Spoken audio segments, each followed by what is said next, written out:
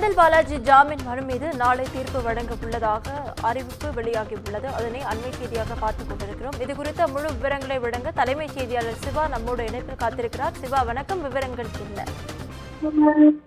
நவீனா, சட்டவிரோத பண பரிமாற்ற தடை சட்ட வழக்கில் கடந்த ஓராண்டுக்கும் மேலாக சிறையில் இருக்கக்கூடிய செந்தில் பாலாஜி மீதான ஜாமீன் மனு நாளைய தினம் உச்சநீதிமன்றத்தில் தீர்ப்பு வழங்கப்பட இருக்கிறது. குறிப்பாக செந்தில் பாலாஜி எதிரான இந்த வழக்கில் தொடர்ந்து 3 முறை முதன்மை அமர்வு நீதிமன்றத்தில் அவருக்கான ஜாமீன் மனு தள்ளுபடி செய்யப்பட்டிருந்தது. அதனைத் தொடர்ந்து உயர்நீதிமன்றங்கள்ல 2 முறை ஜாமீன் மனு தள்ளுபடி செய்யப்பட்டது.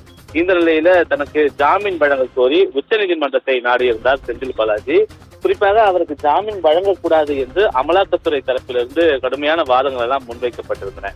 அவருடைய சகோதரர் தற்போது வரை தலைமையாக இருக்கிறார். அவரை கண்டுபிடிக்கக்கூடிய பணிகள் என்பது தொடர்ச்சியாக காவல்துறை மூலமாக ஈடுபட்டு வருகிறோம் என்று அமலாக்கத்துறை தரப்பிலிருந்து தெரிவிக்கப்பட்டது. அது மட்டுமில்லாமல் இவர் ஒரு ஆட்சியில் அதிகாரமிக்க ஒரு நபராக இருக்கிறார். எனவே சாட்சியங்களை இவர் கலைக்கக்கூடும் என்பன போன்ற பல்வேறு கருத்துக்கள் எல்லாம் அமலாக்கத்துறை சார்பில் உச்சநீதிமன்றத்தில் முன்வைக்கப்பட்டிருந்தது. அது மட்டுமில்லாமல் இதற்கு செந்தில் பாலாஜி தரப்பில் ஆஜரான வழக்கறிஞர் தன்னுடைய உடல்நிலையை கருத்தில் கொண்டும் அதே போன்று தான் தற்போது அமைச்சராக இல்லாத ஒரு நிலையில எவ்வாறு சாட்சியங்களை கலைக்க முடியும், 1000க்கும் மேற்பட்டோரிடம் சாட்சியங்கள் விசாரணை நடைபெற்றிருக்கிறது, போதுமான ஆதாரங்கள் எல்லாம் திரட்டப்பட்டிருக்கின்றன. எனவே இத்தனை விஷயங்கள் நடந்திருக்கும் போது வெறும் அரசியல் ஆதாயத்திற்காக தன்னுடைய கைது என்பது இருக்கிறது. எனவே ஜாமீன் வழங்க வேண்டும் என்பதை தொடர்ந்து செந்தில் பாலாஜி தரப்பு உச்சநீதிமன்றத்தில் தெரிவித்திருந்தது. இந்த நிலையில் தான் தொடர்ந்து பல்வேறு வாதங்கள் எல்லாம் முன்வைக்கப்பட்டிருந்த நிலையில நாளைய தினம் இதற்கான தீர்ப்பு என்பது வழங்கப்பட இருக்கிறது. கடந்த மாதமே இதற்கு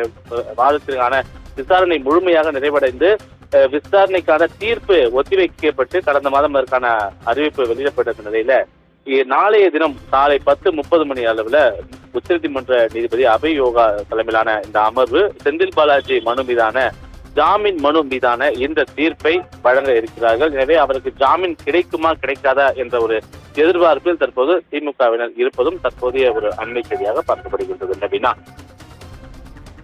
விவரங்களுக்கு நன்றி சிவா.